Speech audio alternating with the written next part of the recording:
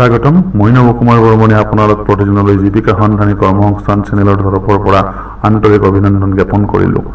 আমাৰ চেনেলযোগে নিয়মিতভাৱে নিবনুৱাসকলৰ বাবে চৰকাৰী তথা বেচৰকাৰী খণ্ডৰ নিয়োগ সম্পৰ্কীয় বা বাতৰি, স্বনিয়োজন সম্পৰ্কীয় তথ্য, নিয়োগ নিশ্চিত পাঠ্যক্ৰম আদি ভিডিঅ'ৰ মাধ্যমেদি প্ৰদৰ্শন কৰা হ'ব। আপোনালোকে নিয়মিতভাৱে আমাৰ এই ভিডিঅ'সমূহ পাই থকাৰ বাবে চেনেলটো ছাবস্ক্ৰাইব কৰি লোৱাৰ লগতে বেলৰ ছবিটো ক্লিক কৰি এনেবল কৰি ল'ব লাগিব।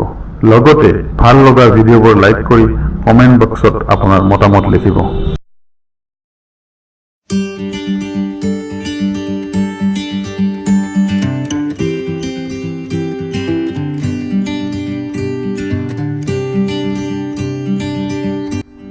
Assam hills medical college and research institute ডিফুৱে নিম্ন উল্লেখিত চতুৰ্থ শ্ৰেণীৰ পদসমূহৰ বাবে অৰ্হতা সম্পন্ন প্ৰাৰ্থীৰ পৰা অনলাইন আবেদন আহ্বান কৰিছে।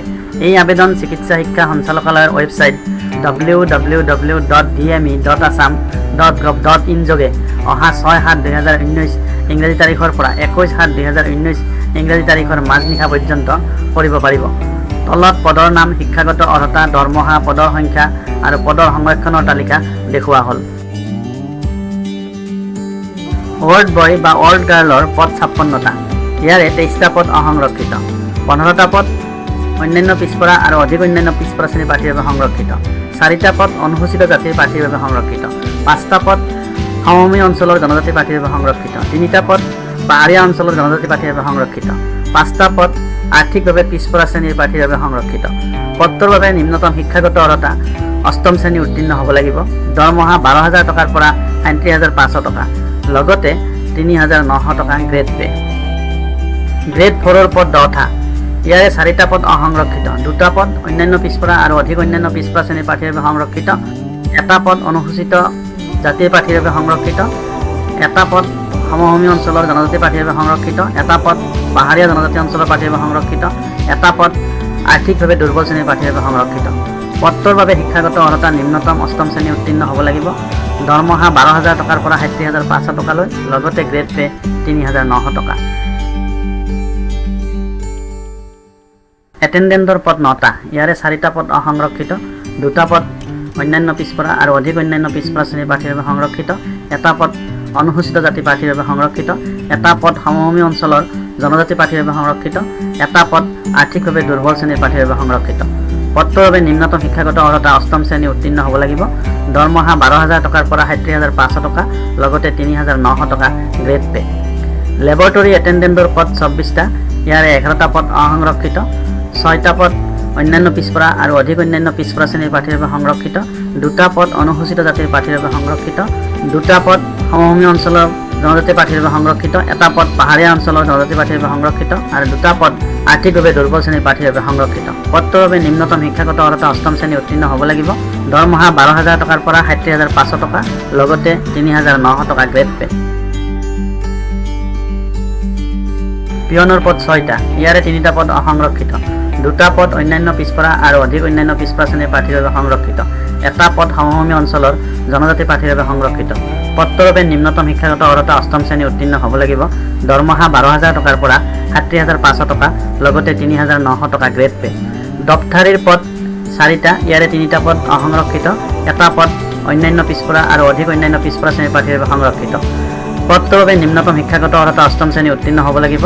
দৰমহা 12,000 টকাৰ পৰা 37,500 টকা, লগতে 3,900 টকা গ্ৰেড পে। ডাৰ্ক ৰুম এছিষ্টেণ্টৰ পদ 6টা। ইয়াৰে 3টা পদ অসংৰক্ষিত, 2টা পদ অন্যান্য পিছপৰা আৰু অধিক অন্যান্য পিছপৰা শ্ৰেণীৰ প্ৰাৰ্থীৰ বাবে সংৰক্ষিত, 1টা পদ সমভূমি অঞ্চলৰ জনজাতি প্ৰাৰ্থীৰ বাবে সংৰক্ষিত। পদটোৰ বাবে নিম্নতম শিক্ষাগত অৰ্হতা 8ম শ্ৰেণী উত্তীৰ্ণ হ'ব লাগিব। দৰমহা 12,000 টকাৰ পৰা 37,500 টকা, লগতে 3,900 টকা গ্ৰেড পে। ষ্ট্ৰেটচাৰ বিয়াৰাৰৰ পদ 6টা।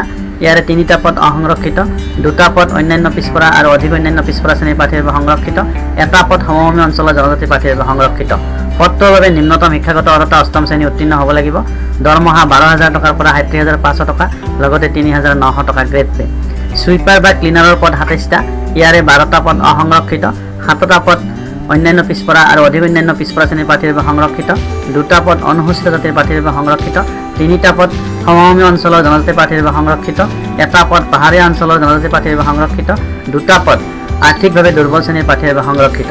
পদটোৰ বাবে নিম্নতম শিক্ষাগত অৰ্হতা অষ্টম শ্ৰেণী উত্তীৰ্ণ হ'ব লাগিব। দৰমহা 12,000 টকাৰ পৰা 37,500 টকা, লগতে 3,900 টকা গ্ৰেড পে। মহিলা আৰু দিব্যাংগ প্ৰাৰ্থীসকলৰ বাবে চৰকাৰী নিয়ম অনুযায়ী পদ সংৰক্ষিত থাকিব। 1/1/2019 ইংৰাজী তাৰিখত আবেদিত প্ৰাৰ্থীৰ বয়স 18 পৰা 46 বছৰৰ ভিতৰত হ'ব লাগিব। সংৰক্ষিত শ্ৰেণীৰ প্ৰাৰ্থীসকলৰ ক্ষেত্ৰত চৰকাৰী নিয়ম অনুযায়ী বয়স ৰেহাইৰ ব্যৱস্থা থাকিব। নিম্ন উল্লেখিত নথিসমূহৰ মূল কপি আৰু প্ৰত্যেকৰে ফটোষ্টেট প্ৰতিলিপি নথি পৰীক্ষাৰ সময়ত লগত নিব লাগিব। ক 2 কপি অলপতে গ্ৰহণ কৰা পাৰপত্ৰ আকাৰৰ ৰঙীন ফটো আবেদনকাৰী স্বাক্ষৰ সহ। খ জন্মৰ প্ৰমাণপত্ৰ বা হাইস্কুল শিক্ষান্ত পৰীক্ষাৰ প্ৰমাণপত্ৰ। গ পৰীক্ষাৰ নম্বৰ তালিকা আৰু প্ৰমাণপত্ৰ।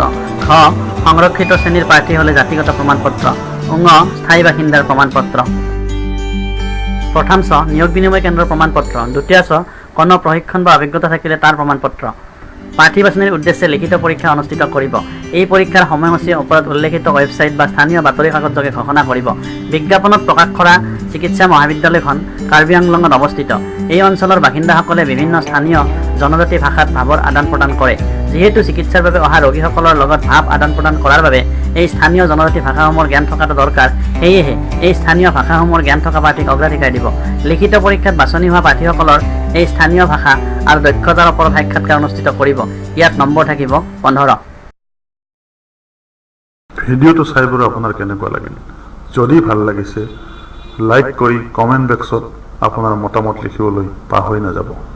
ধন্যবাদ।